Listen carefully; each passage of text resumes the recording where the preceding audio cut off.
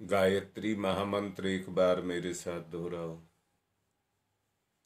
ओम भूर्भुवः स्वः तत्सवितुर्वरेण्यं भर्गो देवस्य धीमहि धियो यो नः प्रचोदयात्। बात चल रही थी जीवन की, और जीवन की बात में जो आया था, जीवन का अर्थ बताया था, वो एक ही बताया था, आशा और प्रगति का नाम ही जीवन है। किसी भी घर में कोई बच्चा पैदा होता है तो वो पूर्णतया अपने माँ बाप के ऊपर निर्भर करता है। ऐसा नहीं है उसकी शक्तियां काम नहीं करती हैं, उसकी अपनी निजी शक्तियां भी काम करती हैं, परंतु शक्ति के आधार पर वो अपने माता पिता के ऊपर निर्भर रहता है। धीरे धीरे अपनी शक्तियों को बढ़ाता है। माँ बाप के साधनों का प्रयोग करता है, शक्ति अपनी, साधन माँ बाप के, उनका प्रयोग करता है और अपना विकास करता हुआ चला जाता है। दोबारा से कहूंगा कि आदमी दो ही स्तर पर अपने आप को बढ़ाता है।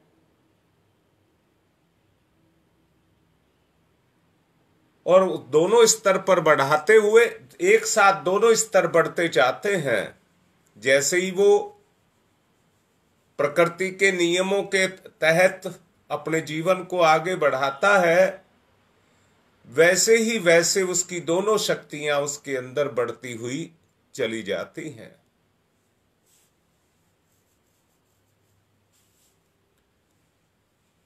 पल भर में कुछ नहीं मिलता है, जो कुछ ही समय में पाना चाहता है उसको केवल निराशा मिलती है। और मैंने अभी कहा था कि जीवन आशा का नाम है, आशा का नाम ही जीवन है। जब उसकी अंदर की आशा बढ़ती हुई चली जाती है तो वैसे ही वैसे उसके जीवन का विकास होता हुआ चला जाता है।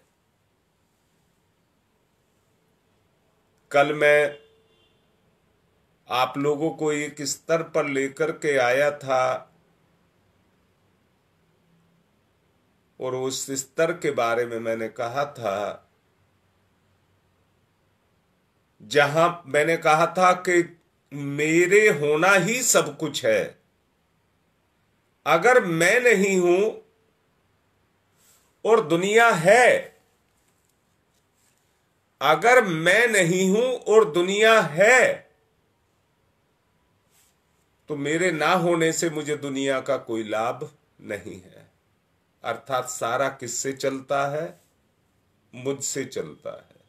सारी दुनिया मुझसे है। अब मैं आपसे पूछ रहा हूं, क्या आपके अंदर शक्ति नहीं है? है। कैसे है? एक मृत शरीर को देखिए, आंख लगी है पर देखती नहीं है, अर्थात देखने की शक्ति उसमें नहीं रह गई। पांचों ज्ञानेंद्रियां और पांचों कर्मेंद्रियां, जब तक वो शक्ति अंदर बैठी हुई है, अपने अपने काम को पूरा कर रही है, अपने अपने काम को पूरा कर रही है। अर्थात क्या है? मेरे अंदर शक्ति है। या मैं आपसे कह रहा था, जीवन का उद्देश्य है उस ऊंचे लक्ष्य तक पहुंचने का, और उस ऊंचे लक्ष्य को कल कहा था सत्य। अर्थात जिंदगी के सत्य पर पहुंचना ही जीवन का सबसे बड़ा उद्देश्य है। जीवन के सत्य पर पहुंचना ही जीवन का सबसे बड़ा उद्देश्य है। अभी मैंने कहा कि आपकी आंख देखती है तो आंख के पीछे जो काम करती है वो शक्ति है, अनुभव करती है। मैंने कल भी आप लोगों को बताया था, बहुत सी वस्तुएं देखी जा सकती हैं और बहुत सी नहीं देखी जा सकती। जो देखी जाती हैं उनको देख करके महसूस करते हैं, परंतु जो देखी नहीं जाती हैं उन्हें अनुभव से महसूस करते हैं, स्पर्श से महसूस करते हैं, एहसास से महसूस करते हैं। जो पकड़ में आ गई वो शक्ति है, जिसने पकड़ लिया वो शक्ति है। और जिसमें पकड़ने की ताकत नहीं है, सामने है और पकड़ने की ताकत नहीं है, अर्थात उसके अंदर शक्ति तो है परंतु क्रियाशील नहीं है। मैं दोबारा से कहूंगा, इंसान को छोड़ करके बाकी जितनी योनियां हैं उसमें ईश्वर को पहचानने की ताकत नहीं है। अब मैं ये कहूंगा, आपसे ही कहूंगा, क्या दुनिया में ईश्वर नहीं है? तोल लीजिए, जो बात कह रहा हूं आप तोल लीजिए। क्या दुनिया में ईश्वर नहीं है? और दूसरा कह रहा हूं, क्या दुनिया में आप नहीं है? जब आप अपने होने को स्वीकार करते हैं, कैसे करते हैं? मेरी इच्छाएं हैं, मेरी आशाएं हैं, मेरी कल्पनाएं हैं, मेरी जिज्ञासाएं हैं, मैं कुछ चाहता हूं। अगर वो चीजें हैं तो कौन चाहता है? मैं। कौन चाहता है? मैं। अब ये मैं क्या है? जैसे ही जन्म शुरू हुआ वैसे ही मैं शुरू हुआ, और जहां जन्म की इतिश्री हो गई यानी कि मैं मृत्यु को प्राप्त हो गया, वहीं मेरा मैं भी मर गया। अब मैं यहां एक बात आपको कहूंगा, इस मैं को संबोधन करने के लिए, इस चेतना का संबोधन करने के लिए मैं जिस कई शब्द का उच्चारण करता हूं उसको मैं कहते हैं। मैं एक ही अक्षर में बंधा हुआ है। मैं शब्द नहीं बना, मैं अक्षर से ही अपने आभास को कराता है। मैं अर्थात अक्षर किसको कहते हैं? ए माने नहीं, क्षर माने क्षरण। जिसका कभी क्षरण ना होता हो, यानी कि जो कभी बदलता ना हो, उसको कहते हैं मैं, उसको कहते हैं मैं। अब मैं फिर से कहता हूं, मैं पेड़ हूं, पेड़ की योनि में आ गया तो मैं पेड़ हूं। पक्षी की योनि में आ गया मैं पक्षी हूं, और अब इंसान की योनि में आ गया तो मैं इंसान हूं। और अभी मैंने कहा, क्या कहा है? जो जन्म के साथ शुरू होता है और मरण पर खत्म हो जाता है, यानी कि मरण, यहां दोबारा से समझना, मेरा जन्म हुआ तो मैंने जीवन को पाया, मेरा मरण हुआ तो मैंने जीवन को खो दिया, मैंने जीवन को खो दिया। अब यहां समझना, मैंने जीवन को पाया, अर्थात जीवन अलग है और मैं अलग हूं।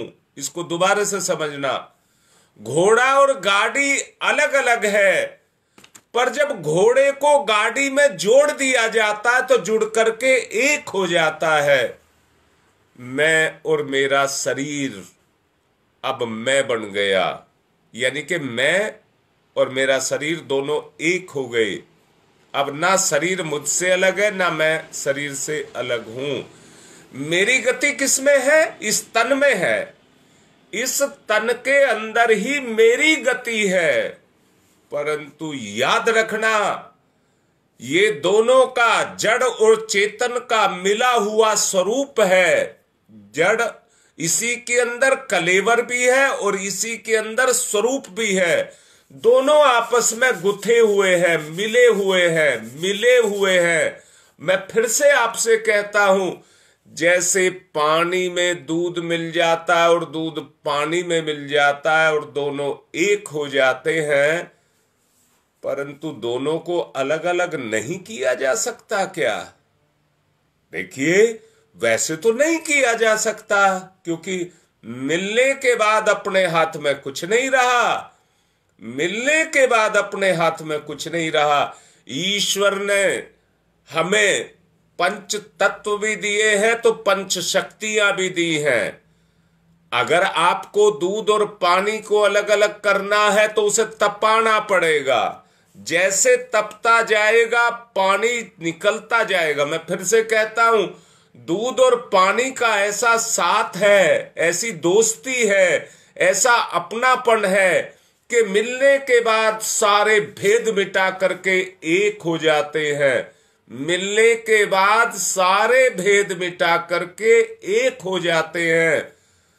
परंतु सच को देखिए, मैं तो परम चैतन्य का अंश हूं। मैं तो परम चैतन्य का अंश हूं। अगर मैंने ये मान लिया कि मैं तन हूं, शरीर हूं, तो तन की तो इस दुनिया में दुर्गति होती है। याद रखना, जन्म लेने के बाद शक्ति अपना विस्तार करती है और एक सीमा तक अपना विस्तार करती जाती है। उसके बाद मरण की क्रिया शुरू हो जाती है, जिसको कहते हैं जवानी का ढलना। जिसको कहते हैं जवानी का ढलना अर्थात दुर्गति का शुरू हो जाना। अनेक तरह की बीमारियां, अनेक तरह की कमियां, अनेक जो पिछले दिनों पनपती रही वो पकने लग जाती है और पक करके हमारे को वो फल देने लग जाती है जो उनके अंदर छुपे हुए हैं। जब तक जवानी बढ़ती है तब तक चेतना अपने आप को देती है। चेतना अपने आप को शक्ति के रूप में देती है, जीव को देती है। वो इसलिए देती है कि चरम सीमा पर पहुंचकर आप अपनी उन्नति करिए, जीवन की उन्नति करिए। मैं यहां ये कहूंगा, अलग अलग संदर्भों में देखने से केवल एक ही बात मिलती है कि दोनों में भिन्नता है, परंतु अज्ञानता के कारण प्राय आपको एक ही चीज दिखाई देगी कि दोनों में भिन्नता नहीं है। मैं आलाप करता रहता हूं, केवल शरीर के अपनी चेतना को भूले बैठा रहता हूं, लेकिन इस रहस्य के बारे में मैं उतना ही अनजान बना रहता हूं जितना आज आप दुनिया में देखते होंगे। मैं एक उदाहरण देना चाहूंगा। स्वामी रामतीर्थ सर्दियों की कुनकुनाती धूप में प्राय घूमने के लिए निकलते थे। सूरज अभी निकला ही था, किरणों में अभी कोई गर्माहट नहीं आई थी। उनके साथ एक व्यक्ति और चल रहे थे, जो राह चलते हुए बोलते जा रहे थे। वो बहुत बोलते थे, बोलते ही जा रहे थे। रामतीर्थ उनकी बातें सुनते हुए और मुस्कुराते हुए जा रहे थे, पर रामतीर्थ नहीं बोल रहे थे, चुप थे। वे अपनी बातों में बार बार मैं का बखान कर रहा था। जो उनके साथ व्यक्ति चल रहा था वो बार बार अपनी बातों में मैं का बखान कर रहा था। उसको सब बात को सुनते हुए रामतीर्थ सोचने लगे कि हम मैं के केंद्र से ही सब कुछ जुड़ा हुआ है। मैं केंद्र है और उससे सब कुछ जुड़ा हुआ है। क्या जुड़ा है? मेरा लोभ, मोह, काम, क्रोध, ईर्ष्या, द्वेष, ये बुराई की बात कही, परंतु इसी मैं के साथ मेरा परमात्म तत्व गुण के रूप में भी जुड़ा हुआ है। मैं कैसा हूं? दूसरे के दुख को देखता हूं तो मुझसे बर्दाश्त नहीं होता। मैं भावनाशील हूं, मैं करुणावान हूं, मैं दयावान हूं। मैं पे ही आकर के वो सब कुछ बंधा हुआ है, यानी कि गुण, कर्म और स्वभाव सब कुछ उसी के साथ बंधा हुआ है। मैं के केंद्र में ही व्यक्ति डूबा रहता है। जन्म लेने के बाद संभवतः मैं एक बोध सबसे पहले उठता है और मरने के साथ ही उसका विस्मरण होता हुआ चला जाता है। जन्म मरण के दोनों के बीच में, दो छोरों के बीच में इसका जो विस्तार होता है जीवन का, या कहिए मैं का जो विस्तार होता है या दुर्गति होती है, वो मेरी ही है और किसी की नहीं। ये मैं सबके लिए जितना ज्यादा परिचित है उतना ही ज्यादा अज्ञान हमारे अंदर है। जो मैं से जितना परिचित है उसके अंदर उतना ही अज्ञान है। क्यों अज्ञान है? इसमें रहस्य शब्द के रूप में सब कुछ इसके अंदर छुपा हुआ है। इंसानों की भाषा में कोई दूसरा नहीं, प्राय सभी लोग अपने अपने जीवन को बिता रहे हैं मैं के रूप में। सब अपने जीवन को मैं कह रहे हैं और अपने साथ जुड़े हुए उस, मैंने कहा जीवन केंद्र है और उस केंद्र के साथ जितना भी जुड़ा हुआ है वो सबके साथ जुड़ा हुआ है। मैं अलग होने के कारण सब अपनी अपनी जिंदगी जी रहे हैं, सब अपनी अपनी जिंदगी जी रहे हैं। अगर इस मैं के साथ में है और जोड़ दें और हम क्या कर दें, हम बना दें। अब दोनों शब्दों का अंतर देखना। मैं कह रहा हूं तो मेरे साथ मेरा सब कुछ जुड़ा है, परंतु आपके साथ तो नहीं जुड़ा हुआ। मैं आपके साथ तो नहीं जुड़ा हुआ। बहुत अच्छे से समझिए, मैं तो मेरे साथ जुड़ा हूं। मुझे अपना दुख दिखता है, अपनी भूख दिखती है, अपनी इच्छा दिखती है, अपनी आवश्यकता दिखती है, अपना लाभ दिखता है, पर दूसरे का नहीं दिखता। मैं अलग होने के कारण मैं उल्टा हो गया। जब मुझे दिखता है अपना तो मुझे सामने वाले का नहीं दिखेगा। मुझे अपना दुख दिख रहा है तो मैं दूसरे के दुख को क्या देखूं? मेरे से अपना ही दुख नहीं। ये मैं के विस्तार की बात मैंने अभी आपसे कहा कि मैं केंद्र है, उसमें जो कुछ भी समाया है वही मैं है। अगर आप मैं का विस्तार कर रहे हैं, फिर दोबारा समझिए, एक व्यक्ति के जीवन में दुख पैदा होता है, बीज रूप में दुख पैदा होता है, परंतु दुख विस्तार करता चला जाता है। मैं फिर से कहता हूं, आदमी कहता है आज तो लगता है बुखार हो गया है, हुआ नहीं है, हो रहा है।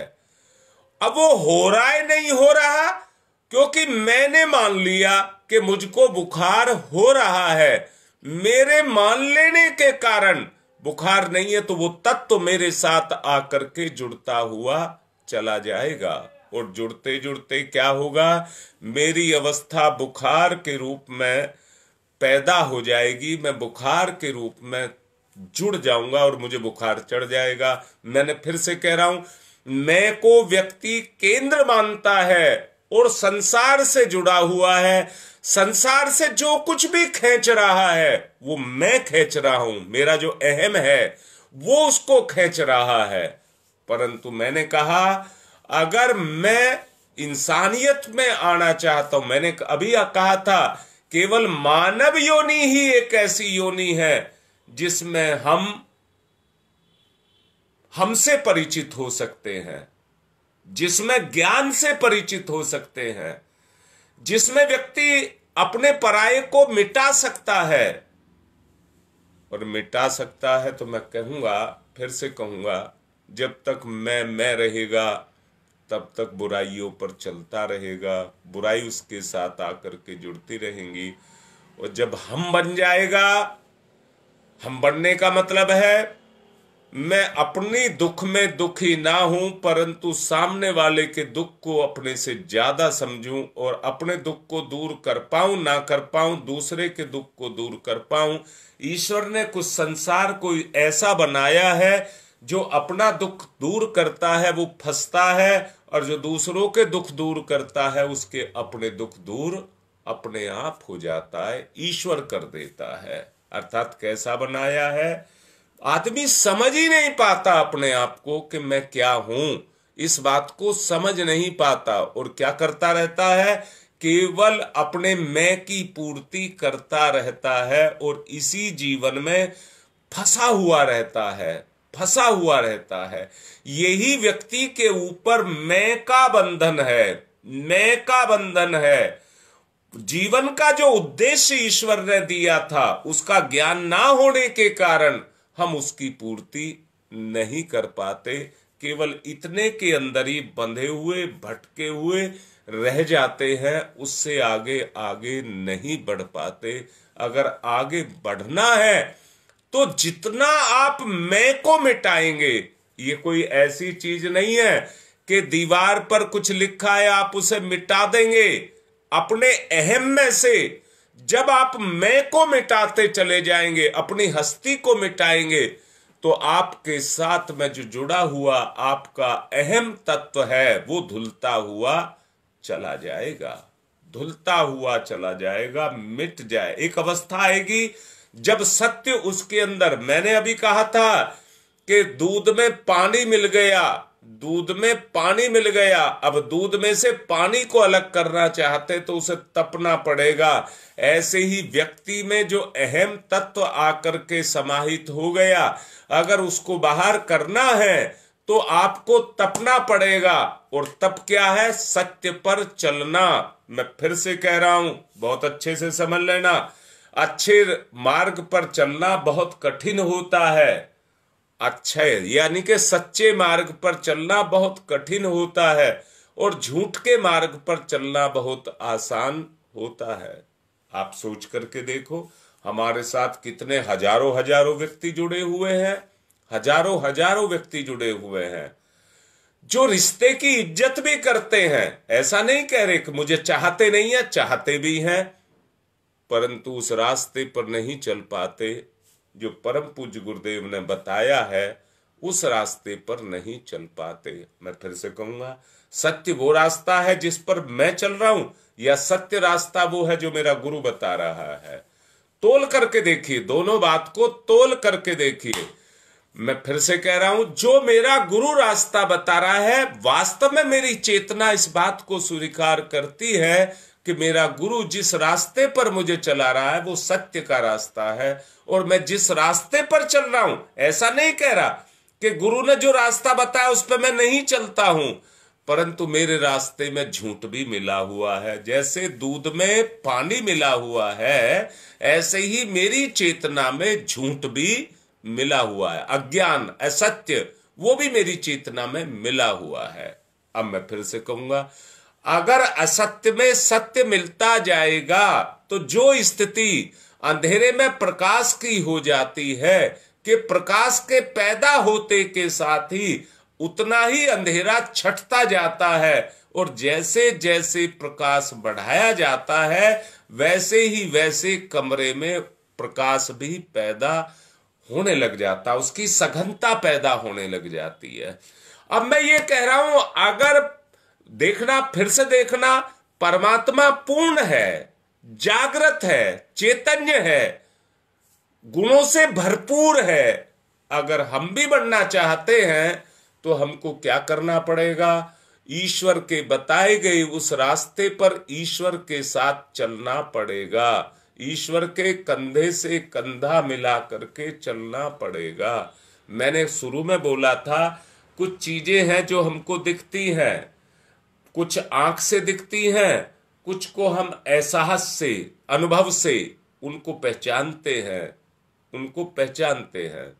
मैं आपसे ये कह रहा हूं, जैसे उनको हम पहचानते हैं वैसे ही हम परमात्मा को, ईश्वर को भी पहचानते हैं। मैं फिर से कह रहा हूं, हमें साझेदारी करनी है तो ईश्वर के साथ साझेदारी करनी है।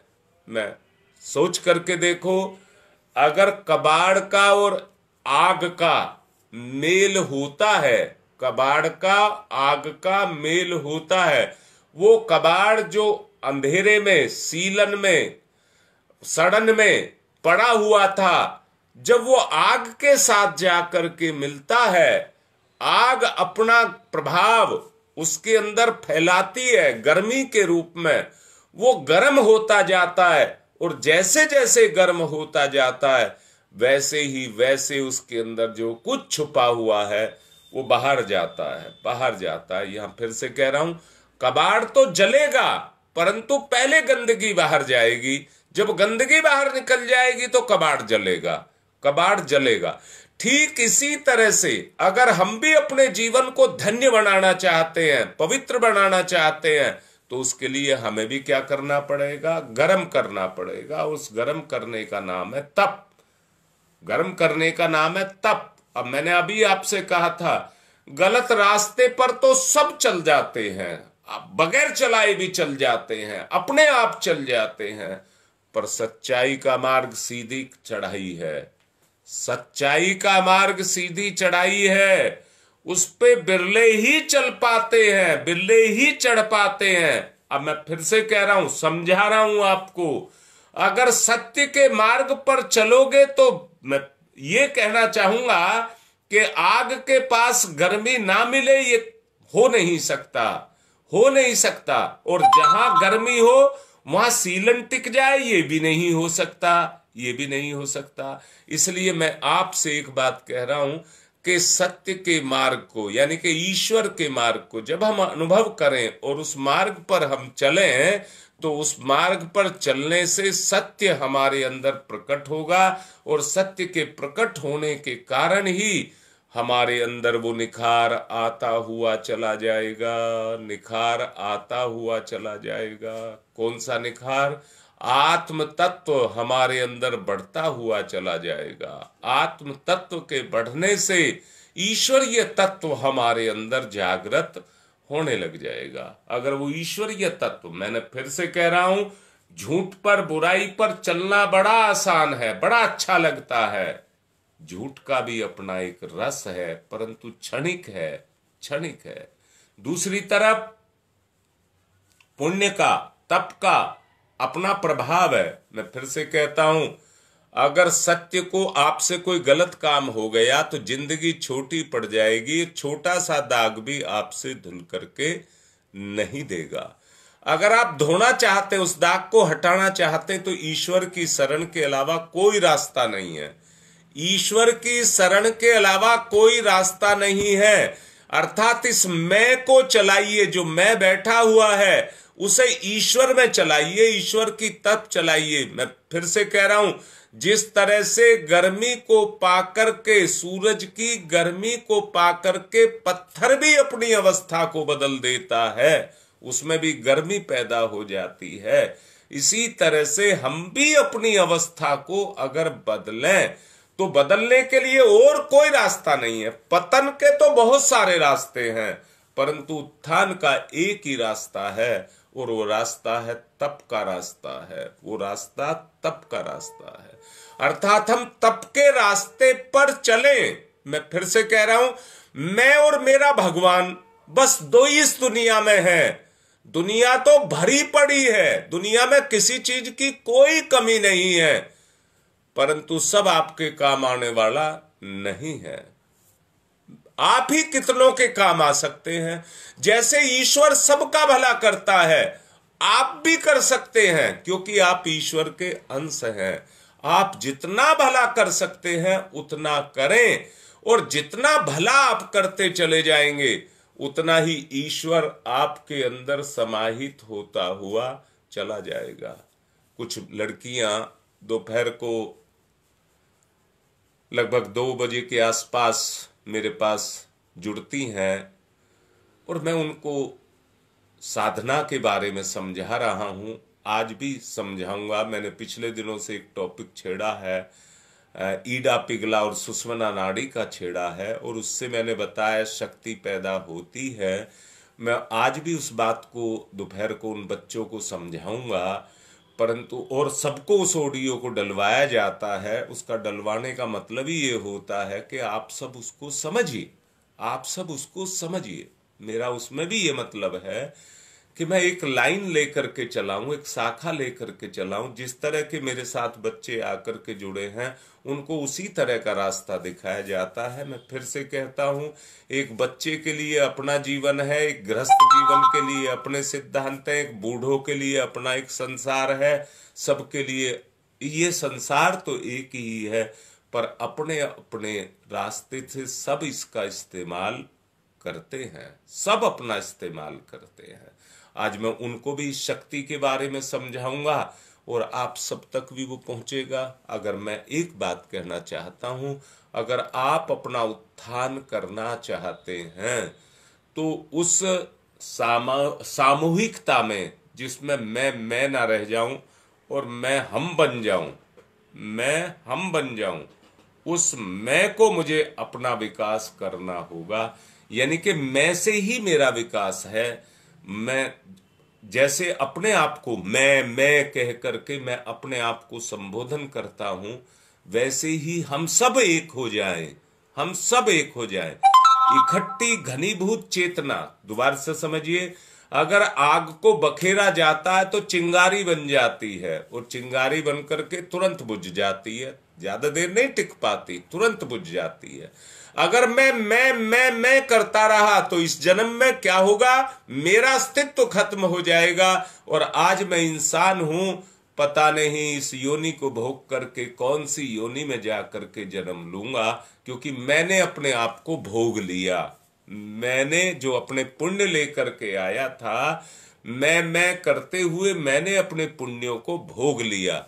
इसलिए ये जो आज योनि मुझको मिली है, जिसमें मुझे ज्ञान है, वो योनि मेरी छूट जाएगी, क्योंकि मैंने उस ज्ञान का वो सदुपयोग नहीं किया कि जो ईश्वर ने मुझे दिया था।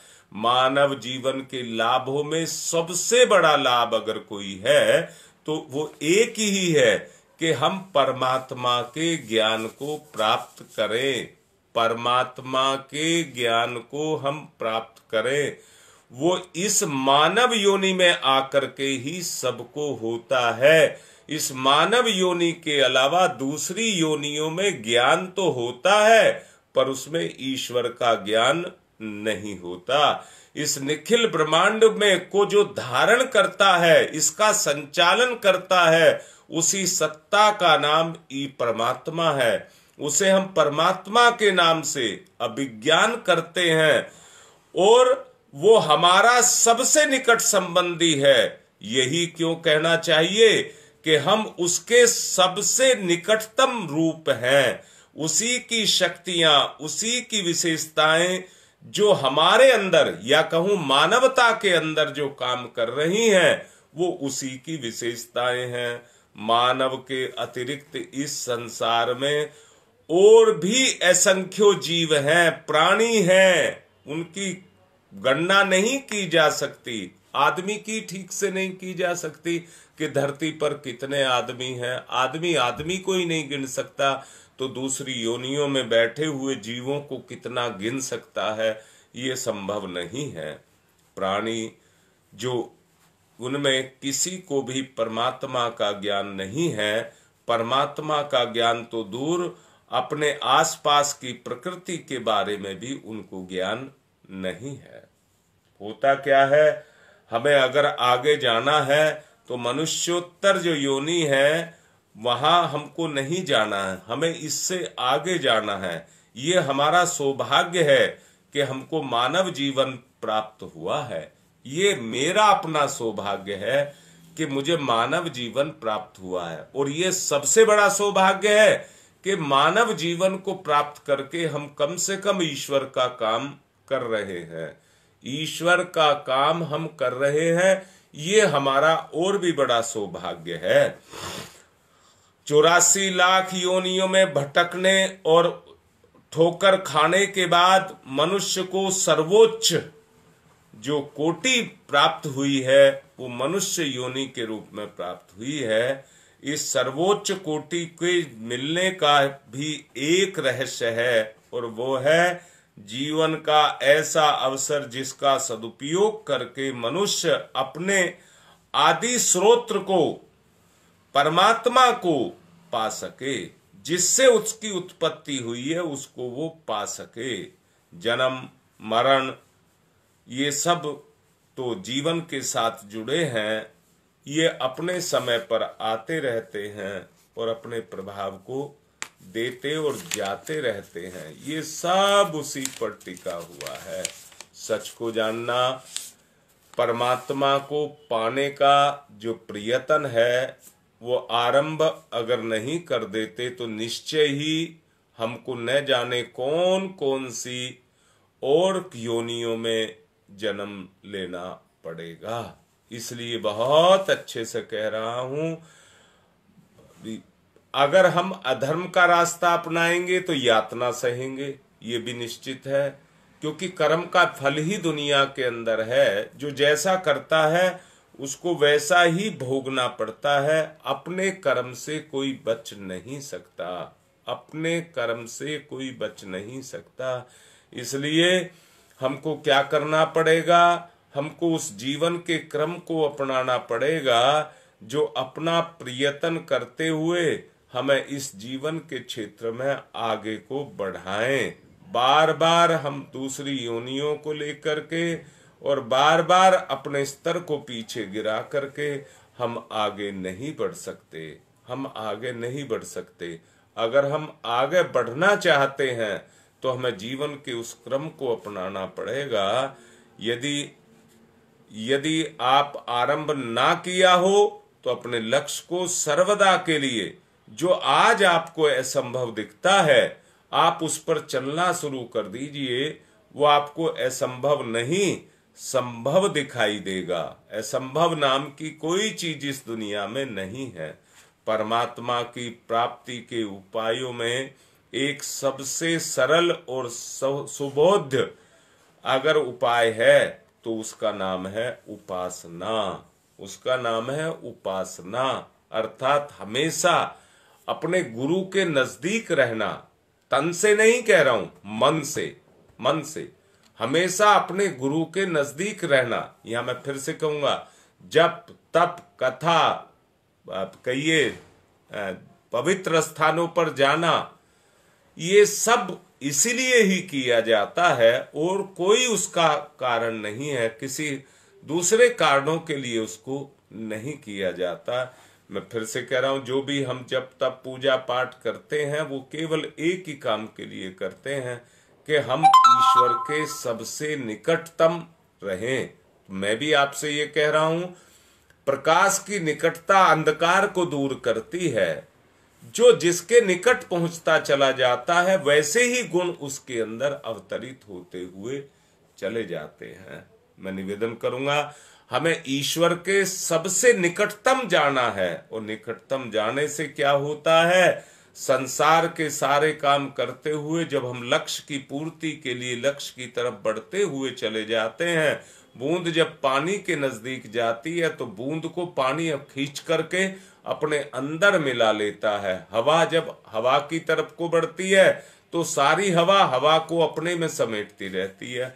इतनी नदियां हैं जो बह करके जा रही हैं समुद्र की तरफ, परंतु कभी भी आप गर्मी में देख लीजिए और सर्दी में देख लीजिए और बरसात में भी देख लीजिए, समुद्र का स्तर उतना ही रहता है, क्योंकि वो अनंत है, विराट है, अनंत है, विराट है। इसलिए उसमें कोई कमी नहीं आती, उसमें कोई कमी नहीं आती। जो कमी आती है वो कमी अपनी है, और अपनी कमी होने के कारण हमको वो अपने साथ जोड़ करके रखती है। समस्त अगर अपने को मैं के अगर प्रणाली को समझना है, सारे धर्म को अगर जानना है, तो एक ही प्रश्न उठ करके सामने आता है कि मैं जो अपनी सहायता में, उदारता में मैं का इस्तेमाल करता हूं, गहरी जिज्ञासा उसके प्रति रखता हूं, ठीक इसी तरह से अगर मैं अपने अस्तित्व को अपने गुरु के अस्तित्व के साथ जा करके मिला करके हम के रूप को धारण कर जाऊं, तो मेरा विस्तार भी मेरे गुरु के साथ मेरा भी विस्तार हो जाएगा। आत्मीय निवेदन करके आप लोगों से कह रहा हूं, मैं का ज्ञान ही प्रभु का ज्ञान बन जाए। इसलिए स्वामी रामतीर्थ का कहना था, मैं बहुत अमूल्य हूं, इसकी परिपूर्ण गहराई में उतर जाना मेरा ही लक्ष्य है। अगर मैं अपने ही जीवन की गहराई में उतर जाऊं तो मुझे वो सारी चीजें जो जीवन में कहीं छुपी हुई हैं वो सब मुझे मिल जाएं। मैं हूं ये ज्ञान तो सभी को है, पर मैं कौन हूं, किस लिए हूं, किस लिए आया हूं, क्या मुझे करना चाहिए और क्या नहीं करना चाहिए, इसका ज्ञान मुझे अगर हो जाए तो मेरा उद्धार हो जाए। मैं निवेदन पूर्वक कहूँगा कि अपने उद्धार के लिए अपने मैं को, अपने स्वयं को जानिए और उस पर चलिए। अब यज्ञ की तरफ लेकर के चलते हैं। निवेदन कर रहा हूँ, मैं के वास्तविक स्वरूप को जानें और अपना पवित्रीकरण करें। मैंने अभी कहा था, जब तब पूजा पाठ इसलिए किए जाते हैं अपने सत्य को उभारने के लिए। अपने सत्य को उभारिए। बाएं हाथ पर जल सीधे हाथ से ढक लेंगे, पवित्रता का भाव पैदा करेंगे। ओम मैं पवित्र है पवित्रो वा सर्वावस्थांगतो अपि वह, यह समरेत पुंडरी का अक्षम सभय्याभ्यंतर है शुचि। ओम पुनात पुंडरी का अक्ष है पुनातु पुंडरी का अक्ष है पुनातु। सीधे हाथ पर जल लेकर स्वाहा पर पीते हुए आचमन करेंगे। ओम अमृतो प्रस्तरणमसि स्वाहा। ओम अमृता पिधानमसि स्वाहा। ओम सत्यम यश श्रीर्मय श्री श्रीयताम स्वाहा। बाएं हाथ पर जल लेकर सीधे हाथ की 5 उंगली डुबाकर ऊर्ध्वगामी जीवन को बनाएंगे। ओम चिद्रूपिणी महामाई दिव्य तेज समन्विते तिस देवी शिखा मध्य तेजो वृद्धिम कुरुष्मे। मेरे साथ दोहराओ। ओम वांगमयी आशय अस्तु मुख को। ओम नशोर में प्राणो अस्तु नासिका के दोनों छिद्रों को। ओम अक्षनोर में चक्षुरस्तु दोनों नेत्रों को। ओम कर्णयोर में श्रोत्रमस्तु दोनों कानों को। ओम बाहोर में बलमस्तु दोनों भुजाओं को। ओम उर्वोर में ओजवस्तु दोनों जंघाओं को। ओम अरिष्टानि मेंगानि तनुस्तन्वा में सह संतु। पृथ्वी पूजनम। हम की भावना को जागृत करने के लिए लोक कल्याण की भावना को अपने अंदर जागृत करना पड़ेगा। धरती माता पर थोड़ा सा जल चढ़ा करके और उसके चरण स्पर्श करते हुए पूजन करेंगे। ओम पृथ्वी त्वया धृता लोका देवी त्वं विष्णुना धृता त्वं च धार्य माम देवी पवित्रम कुरु च स्मनम। एक दूसरे को तिलक लगाएं।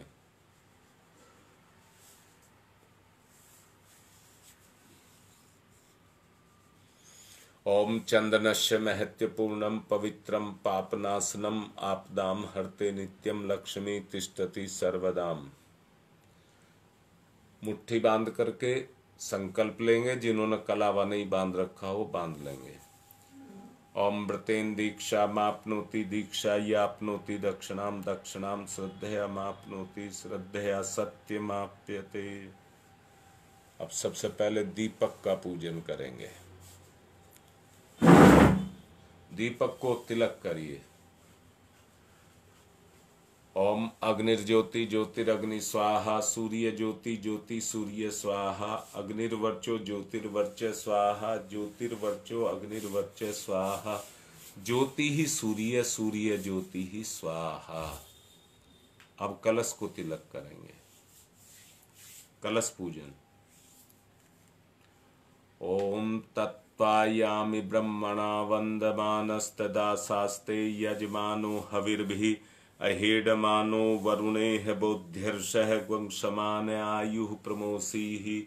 ओम मनोर्ज्योतिर्जुषतामाजस्य बृहस्पतिर्यज्ञमं तनोत्वरिष्टं यज्ञग्वंसमिमं दधातु विश्वे देवास इहमादीयन्ताम्।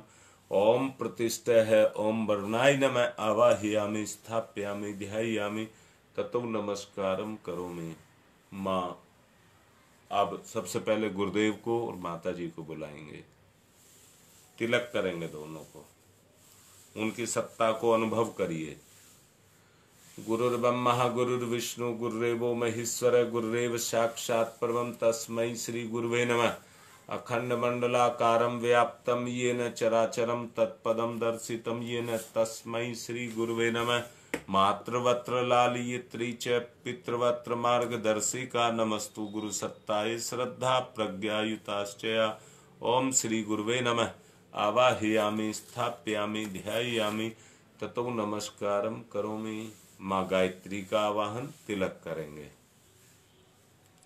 आयातु वरदे देवी त्र्यक्षरे ब्रह्मवादिनी गायत्री छंदसां माता ब्रह्मयोनिर्नमस्तुते।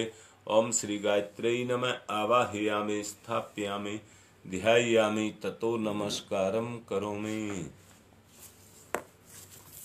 अब पूजन करेंगे। एक पुष्प ले लीजिए। ओम सर्वेभ्यो देवेभ्यो नमः। आवाहयामि स्थापयामि आसनम समर्पयामि।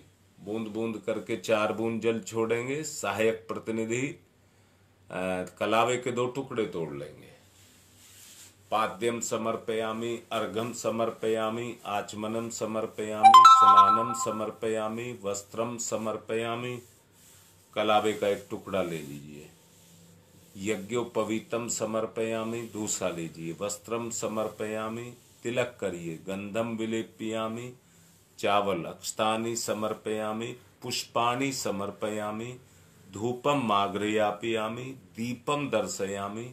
कोई मीठा नैवेद्यम निवेदयामि। फूल पत्ती या सुपारी तांबूल पुंगी फलानि समर्पयामि। चावल या सिक्का दक्षिणाम समर्पयामि। फिर चावल सर्वाभावी अक्षतानि समर्पयामि। जो कुछ भी है, मैंने अभी कहा, शक्ति का स्रोत्र है जो हमको चला रहा है। वो स्रोत्र ही सब कुछ है। हाथ जोड़कर प्रणाम करेंगे। नमोस्तनंताय सहस्रमूर्तये सहस्रपादाक्ष शिरोर्भावे सहस्र नामने पुरुषाय सरस्वती सहस्र कोटि युग धारणे नमः। सहस्र कोटि युग धारणे नमः। अब बाएं हाथ पर चावल लेंगे। खड़े होकर के रक्षा विधान करेंगे। ओम पूर्वे रक्षतु वाराह आग्नेयाम गरुडध्वज दक्षिणे पद्मनाभमस्तु नैऋत्यां मधुसूदन पश्चिमे चैव गोविंदो वायव्याम तु जनार्दन उत्तरे श्रीपति रक्षेद ईशान्यम ही महेश्वर। ऊपर ऊर्ध्वम रक्षतु धातावो नीचे अयोधो अनंतश्च रक्षतु अनुक्तम अपि यत स्थानम रक्षत विसोममार्धिक। अब सर्वंतु ये भूता भूमि संस्थिताय भूता विघ्न कर्तारस्ते गच्छन्तु शिवाज्ञया। अब क्रामंतु भूतानि पिशाचा सर्वतो दिशम। चारों तरफ सर्वे साम विरोधेन यज्ञ कर्म समारभे। यज्ञ कर्म समारभे। अब पुष्प चावल ले लेंगे। ऋषि सत्ताओं का आवाहन करेंगे।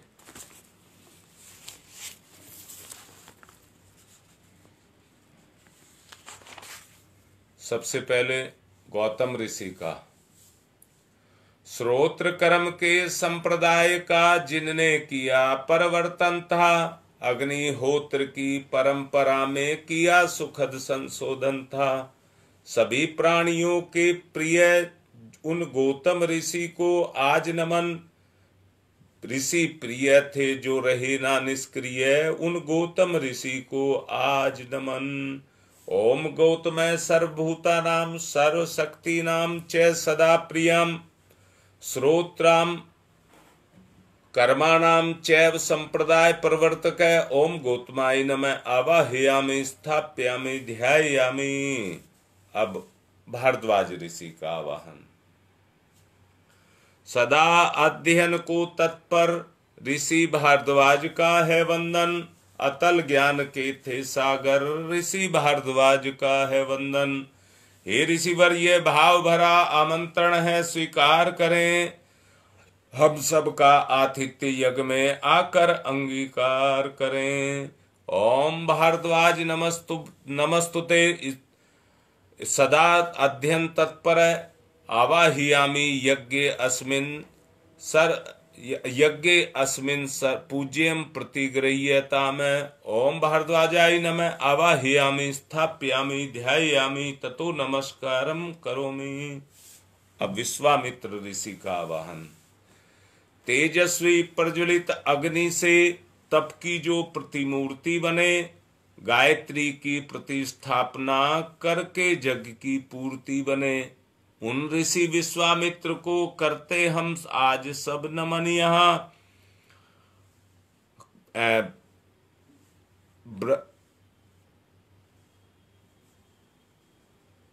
ओम श्री विश्वामित्र नमस्तुभ्यं ज्वलदा अग्नि संप्रभम अध्यक्षीकृत गायत्री तपोरूपेण सन्निस्थिता। ओम विश्वामित्राय नमः आवाहयामि स्थापयामि ध्यायामि ततो नमस्कारम करोमि। कश्यप ऋषि का आवाहन। हे कश्यप ऋषि, सदा आपको जगती ने सम्मान दिया और आपने प्राणी मात्र को विपुल दया का दान दिया। है प्रार्थना हमारी हम पर भी कुछ कृपा करें ऋषिवर। हम सबकी पूजा अर्चा स्वीकार यहाँ स्वयं आकर करें। ओम कश्यप सर्वलोकाढ्य सर्वभूत दयाकार है, असि त्वाम प्रार्थमीशः पूज्यम प्रतिगृह्यताम्। ओम कश्यपाय नमः आवाहयामि स्थापयामि ध्यायामि ततो नमस्कारम करोमि। अब जमदग्नि ऋषि का आवाहन। हे ऋषिवर जमदग्नि, जिन्हें बिल्कुल समान हर सुख दुख था और कठोर तप के सुतेज से जो जलायमान मुख था, तपोमूर्ति उस ऋषि का होता आज यहाँ आवाहन है। यज्ञ में उन्हीं पूज्यवर का वंदन अभिनंदन है। ओम जमदग्नि महातेजा तपसा जलते हतम आवाहयामि यज्ञे अस्मिन् पूज्यं प्रतिगृह्यताम्। ओम जमदग्नै नमः आवाहयामि स्थापयामि ध्यायामि ततो नमस्कारम करोमि। अब वशिष्ठ ऋषि का आवाहन। सबके परम हितैषी ऋषिवर, आप धर्म प्रतिमूर्ति रहे। कार्य कुशल इतने के कर्म से जग की पूर्ति के अनुरूप बने। जनहित के जन की करुणा से भरा सदा जिनका मन है, उन मुनि श्रेष्ठ ऋषिवर का वशिष्ठ का पूज्यवर का सादर आवाहन है। ओम नमस्तुभ्यं वशिष्ठाय कर्म कृते महामुने धर्म रूपाय महते लोकानाम हितकारिणे। ओम विश्वामित्राय नमः आवाहयामि स्थापयामि ध्यायामि ततो नमस्कारम करोमि। अब अत्रि ऋषि का आवाहन। हे ऋषि ब्राह्मण श्रेष्ठ, विश्व में जन जन के हितकारी हैं, तपयपूत हैं, सत्य रूप हैं, तेजस्वी व्रतधारी हैं।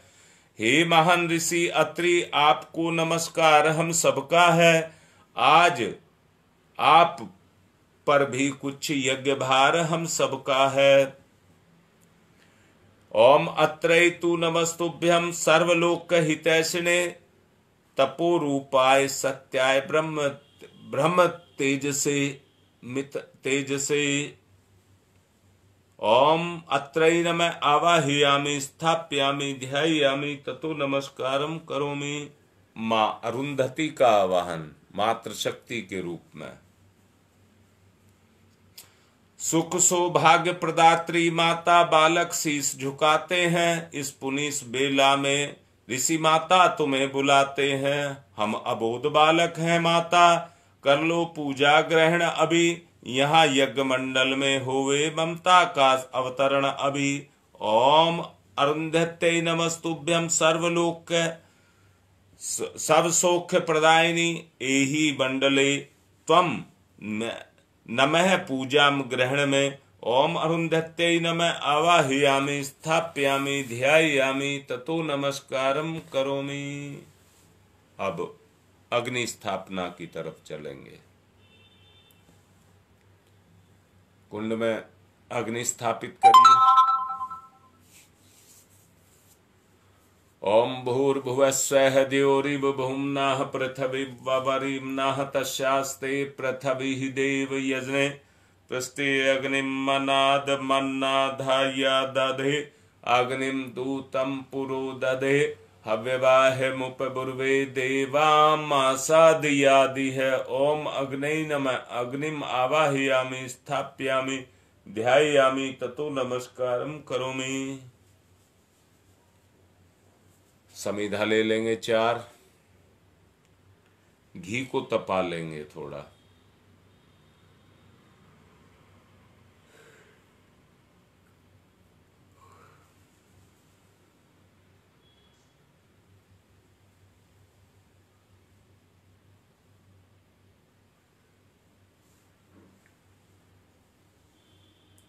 समिधा लीजिए। ओम अयंतमात्मा जात वेद से स्तेनेध्यवर्धस्व चेद्यवर्ध चास्मान प्रजया पशुर्विर्वमवर्चसे अन्नादेन समेध्ययै स्वाहा। इदम अग्नि जात वेद से इदम नमम। दूसरी, ओम समिधाग्निम दुवशत धृतै बोध्यता तिथिम अस्मिन् हव्य जुहोतनै स्वाहा। इदम अग्नि इदम नमम। तीसरी, ओम सुसमिधाय सोचि से घृतम तीव्रम जुहोतन अग्नि जात वेद से स्वाहा। इदम अग्नि जात वेद से इदम नमम। चौथी, ओम तम त्वा समिद्भिरंगिरो घृतेन वर्धयामसि बृहच्छोचा यविस्तयै स्वाहा। इदम आग्ने अंगिर से इदम नमम। जल प्रसेचनम, चम्मच में जल लीजिए, जिस दिशा में कहा जाए दिशाओं को कीलिए। ओम अदिते अनुमन्यस्व इति पूर्वे, कुंड के पूर्व में। ओम अनुमते अनुमन्यस्व इति पश्चिमे। ओम सरस्वताय अनुमन्यस्व इति उत्तरे, अब दक्षिण से चारों तरफ। ओम देव सवितः परसुव परसुव यज्ञपतिम भगाय दिव्यो गंधर्व केत पुभु केतम न पुनातु वाचस्पति ही वाचम न स्वदतु। घी की 7 आहुति देंगे। ओम प्रजापतये स्वाहा। इदम प्रजापतये इदम नमः। ओम इंद्राय स्वाहा। इदम इंद्राय इदम नमः। ओम अग्नये स्वाहा। इदम अग्नये इदम नमः। ओम सोमाय स्वाहा। इदम सोमाय इदम नमः। ओम भूः स्वाहा। इदम अग्नये इदम नमः। ओम भुवः स्वाहा। इदम वायवे इदम नमः। ओम स्वः स्वाहा। इदम सूर्याय इदम नमः। गायत्री मंत्राहुति ही। अब गायत्री मंत्र का सहारा लेकर के आहुति देंगे। ओम भूर्भुवः स्वः तत्सवितुर्वरेण्यं भर्गो देवस्य धीमहि धियो यो नः प्रचोदयात् स्वाहा। इदम गायत्री इदम नमः। ओम भूर्भुवः स्वः तत्सवितुर्वरेण्यं भर्गो देवस्य धीमहि धियो यो नः प्रचोदयात् स्वाहा। इदम गायत्री इदम नमः। ओम भूर्भुवः स्वः तत्सवितुर्वरेण्यं भर्गो देवस्य धीमहि धियो यो नः प्रचोदयात् स्वाहा। इदम गायत्री इदम नमः। ओम भूर्भुवः स्वः तत्सवितुर्वरेण्यं भर्गो देवस्य धीमहि धियो यो नः प्रचोदयात् स्वाहा। इदम गायत्री इदम नमः।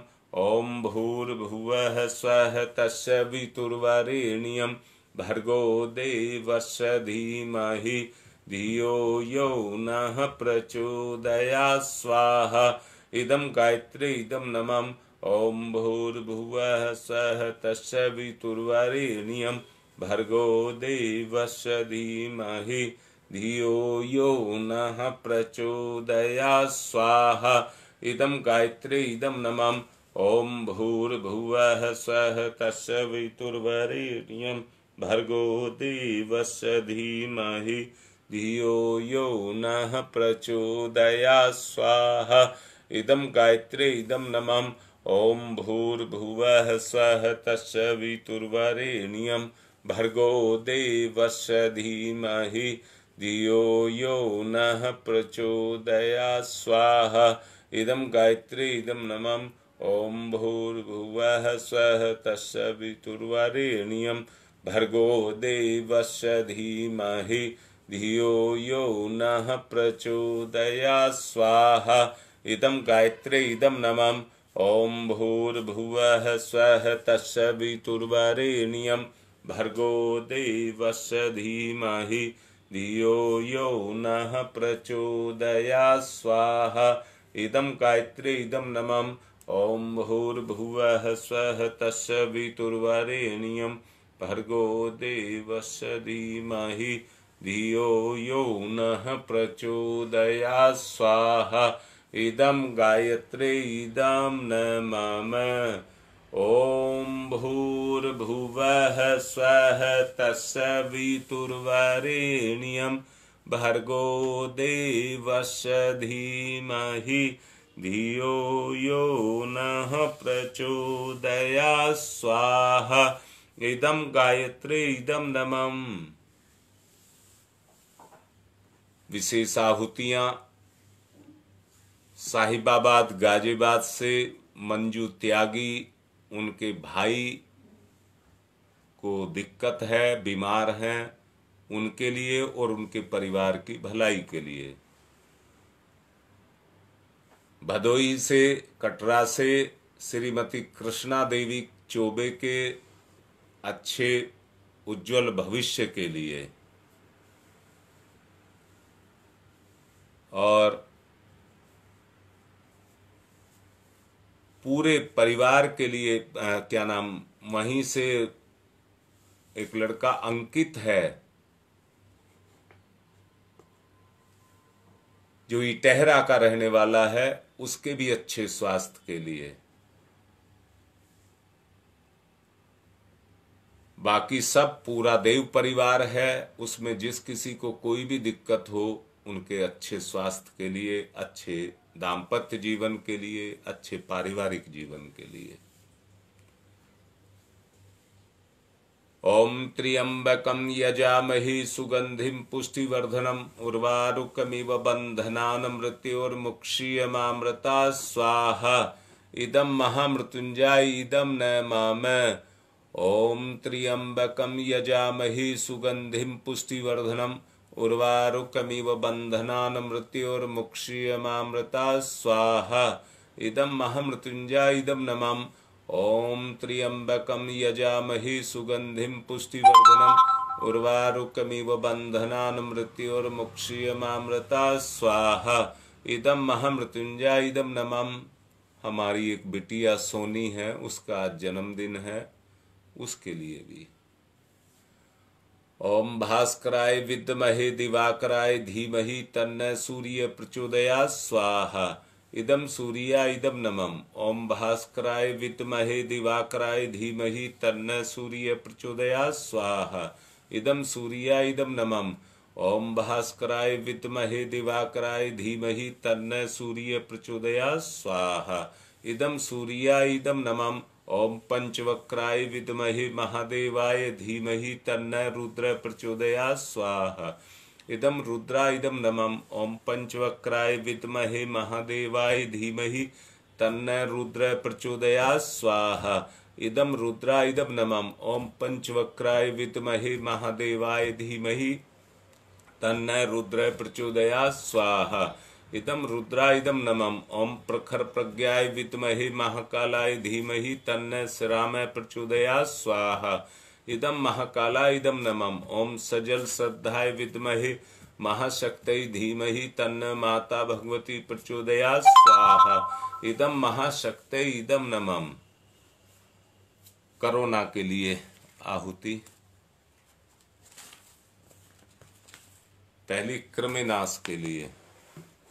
ओम उददाना दिव्य कृमि हंतु विमोचन हंतु रसंभि ते अंतः कृमियो गवि स्वाहा। इदम आदित्याय गणेभ्य ईदम नमामि। रोग के नाश के लिए आहुति। ओम शीर्षम शक्तिम शीर्षमयम करणम शूलम विलोहि तम सर्व शरीरम शरणम वे रोगई बहिर्निर्मंत्रम मो यामहि स्वाहा। इदम सूर्याय इदम नमः। सुरक्षा कवच के लिए आहुति। ओम अग्नई वैश्ववानरः वैश्वैरमाव देवैः पाहि स्वाहा स्वाहा। इदम वैश्वनराय इदम नमामि। सृष्टिकृत होम। थोड़ा सा घी मिष्ठान लेंगे और प्रायश्चित करेंगे अपनी बुराइयों के लिए।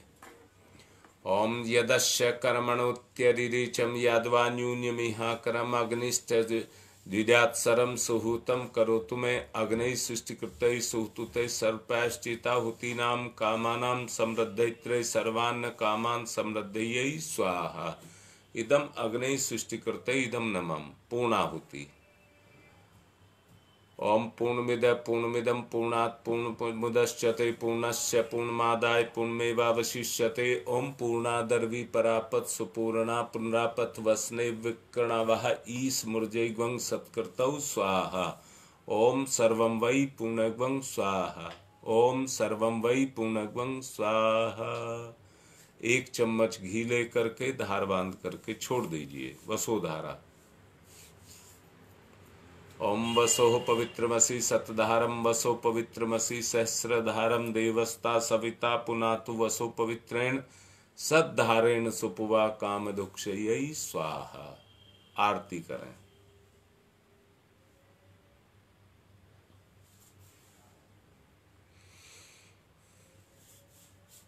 ओम यं ब्रह्म वेदांत विदो वदन्ति परमं प्रधानं पुरुषं तथान्ये विश्वोदग्धे कारणमीश्वरं वा तस्मै नमो विघ्न विनाशनाय। ओम य ब्रह्म वरुणेन्द्र रुद्रमरुतस्तुन्वन्त दिव्यैस्तवे वेदैः साङ्गपदक्रमणोपनिषदै गारयन्ति यं शामगा। ध्यानावस्थित तद्गतेन मनसा पश्यन्ति यं योगिनो यशान्तं न विदुषुरासुरगुणा। देवाय तस्मै नमः देवाय तस्मै नमः। कर्पूरगौरं करुणावतारं संसारसारं भुजगेन्द्रहारं सदा वसन्तं हृदयारविन्दे भवं भवानी सहितं नमामि। त्वमेव माताश्च पिता त्वमेव बन्धुश्च सखा त्वमेव विद्याधरणं त्वमेव सर्वं मम देव मंगलम भगवान विष्णु मंगलम गरुड़ध्वज मंगलम पुंडरीकाक्षाय मंगलाय तनोहरि। सभी आरती ले लें, पुष्प चावल ले लें और एक परिजन कलश लेकर के शांति पाठ करें। ओम ध्यौ शांतिरंतरिक्षगं शांति पृथ्वी शांतिरापः शांतिरोषधयः शांति वनस्पतयः शांतिर्विश्वे देवा शांति ब्रह्म शांति सर्वगं शांति शांतिरेव शांति श्यामा शांतिरेधि। ओम शांति शांति शांति सर्वारिष्टा सुशांतिर्भवतु। बुराई का दान और अच्छाई की शुरुआत। ओम यज्ञेन यज्ञमयी जंत देवातानि धर्माणि प्रथमान्यासन्ते हनाकं महिमान् चक्र यत्र पूर्वे साधया सन्ति देवा। मंत्र पुष्पांजलिं समर्पयामि देव दक्षिणां समर्पयामि। अर्घ भगवान भास्कर को दे देंगे।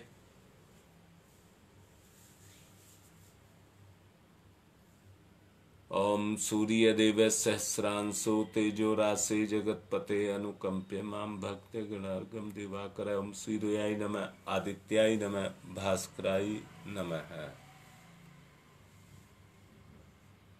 एक परिजन थोड़े से चावल लेकर के देव शक्तियों को विदा कर देंगे। ओम यान्तु देवगणा सर्वे पूजा मादाय माम किम इष्ट काम समिध्यर्थम पुनरागमनाय च। आज का कार्यक्रम पूरा हुआ, इसी के साथ समापन कर रहे हैं। ओम शांति ही शांति ही शांति।